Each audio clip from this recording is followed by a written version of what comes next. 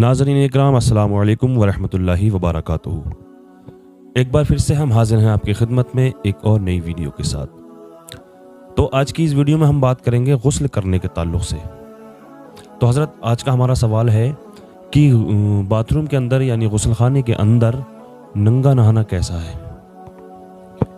नाज़रीन किराम अस्सलामु अलैकुम वरहमतुल्लाहि वबरकातुहू।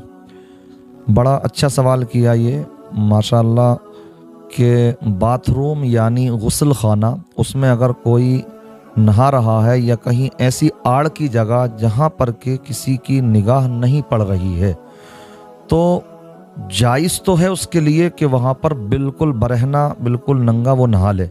लेकिन हदीस पाक में आता है कि इंसान को चाहिए कि वहाँ पर भी वो तहबंद वगैरह या कोई ऐसा कपड़ा पहन करके जिससे नाफ से लेकर के घुटने तक उसका ढक जाए, इस तरह का कपड़ा पहन करके वो नहाए। क्योंकि अल्लाह के रसूल सल्लल्लाहु ताला अलैहि वसल्लम की बारगाह में जब ये सवाल किया गया तो प्यारे आका सल्लल्लाहु ताला अलैहि वसल्लम ने इरशाद फरमाया कि अल्लाह इस बात का ज़्यादा हकदार है कि अल्लाह से शर्म की जाए, अल्लाह से शर्म की जाए।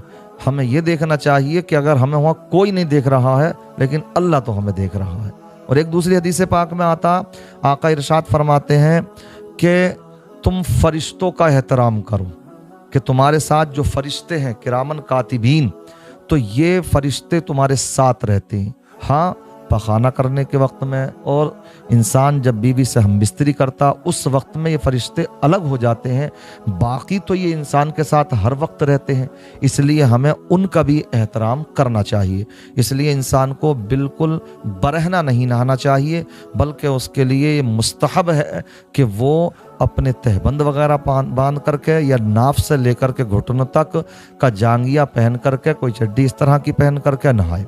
हाँ, देखने में ये आता कि बहुत से लोग घरों में नहाए, गुस्ल खाने से निकल कर के आए। अब निकल कर के आए, घर में हमारी बहन बेटियां हैं, और ये आप जानते हैं कि इंसान के लिए सिर्फ एक ही ज़ात ऐसी है कि जो शादीशुदा हैं तो वो मियाँ बीवी एक दूसरे को देख सकते हैं। यहाँ तक कि अगर उनकी जवान लड़कियां हैं, लड़के हैं, बाप हैं, माँ हैं, तो उनको भी सतर दिखाना जायज़ नहीं है।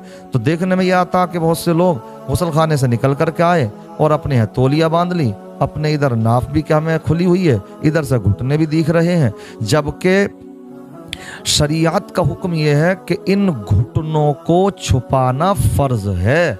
और अगर कोई इनको खोल रहा है बीवी के अलावा किसी के भी सामने तो ये हराम है, वो भी हराम काम में मुब्तला होगा और देखने वाले जो होंगे तो वो भी गुनाहगार होंगे। इसका ध्यान रखना चाहिए। दूसरी बात यह है कि नहाते वक्त में इस बात की भी एहतियात बरतना चाहिए कि हमारा रुख जो हो क़िबले की तरफ को ना हो, इस चीज़ का भी इंसान को ख्याल रखना चाहिए।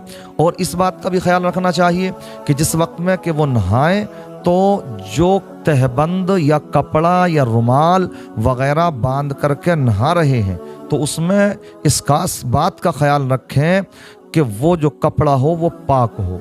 ऐसा ना हो कि वो उसी को पहन करके हम बिस्तरी की थी और उस पर कुछ माद्दा मनविया वगैरह भी पड़ा हुआ था, नापाक था। ऐसी सूरत में अगर वो नहाएंगे तो ये तो ऐसे ही हो जाएगा कि आपके ऊपर पानी पड़ता जाएगा और उस नापाकी पर जितना पानी पड़ेगा तो वो नापाकी इतनी फैलती चली जाएगी, बजाय पाक होने के और आप नापाक होते चले जाएंगे। जहाँ तक वो पानी पहुँचेगा सब जगह वो नापाक हो जाएगी। इसलिए पहले उसको पाक किया जाए और पाक करने के बाद में हाँ वो पाक कर लिया, 3 मरतबा आपने बकुव्वत निचोड़ करके उसको धुल लिया, वो पाक हो गया। उसके बाद आप उस गीले को भी जो है बांध करके नहा सकते हैं। बेहतर ये है कि बिल्कुल पाक कपड़े से आप बांध करके नहाएं, नापाक कपड़े से नहाएं, वरना इस सूरत में गुस्ल भी नहीं हो पाएगा। क्योंकि वो नापाकी जितनी आपके जिस्म पर लगेगी पानी पड़ने की वजह से तो आप बजाय पाक होने के नापाक होते चले जाएंगे। ये बड़े अहम और ज़रूरी मसाइल थे, चंद मसाइल हमने इसमें बयान किए, इस तवक्को के साथ कि आप लोग इसको समझेंगे और इस पर अमल करेंगे। अल्लाह ताला मुझे आपको इन बातों पर अमल की तौफीक रफ़ीक अता फरमाए। अस्सलामु अलैकुम व रहमतुल्लाहि व बरकातुहू।